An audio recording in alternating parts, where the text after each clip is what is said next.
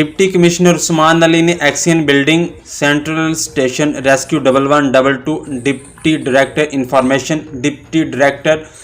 Local government, divisional forest office سمیت شہر کے مختلف علاقوں کا دورہ کیا اور پنجاب حکومت کی خصوصی ہدایات پر جاری ایک روزہ انسداد ڈینگی و صفائی مہم کا جائزہ لیا۔ انہوں نے لوکل گورنمنٹ آفس کے لان میں خصوصی صفائی مہم انسداد ڈینگی اقدامات کے موقع پر فائکس کا پودا بھی لگایا۔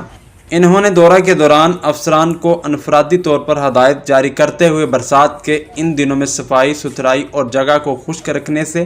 نہ صرف ڈینگی مچھر کے لاوا کے پنپنے کی جگہیں ختم ہوں گی بلکہ ڈینگی مچھر سمیت انہوں نے دفاتر میں دستیاب جگہوں پر پھولدار پودے لگانے، نشیبی جگہوں کو مٹی سے پر کرنے، چھتوں اور دفاتر کی روزانہ کی بنیاد پر صفائی کی بھی ہدایت کی۔ انہوں نے کہا کہ پنجاب حکومت نے انسداد ڈینگی و صفائی ستھرائی کی مہم کا جو آغاز کیا ہے اس کو نتیجہ خیز بنانے کے لیے تمام افسران و اہلکار ان ذمہ داری کو محسوس کرتے ہوئے اقدامات کریں،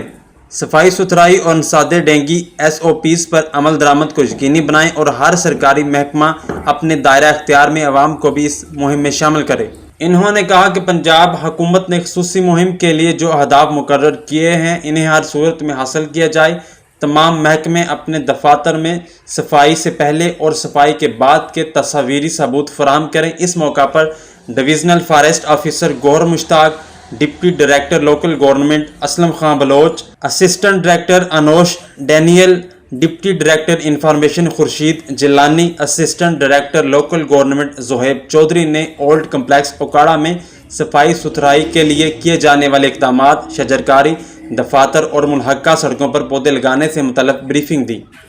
بازاں اولڈ کمپلیکس اوکاڑہ میں ڈپٹی کمشنر عثمان علی کی قیادت میں انسداد ڈینگی واک کا بھی اہتمام کیا گیا جس میں سرکاری افسران و اہلکاران نے شرکت کی۔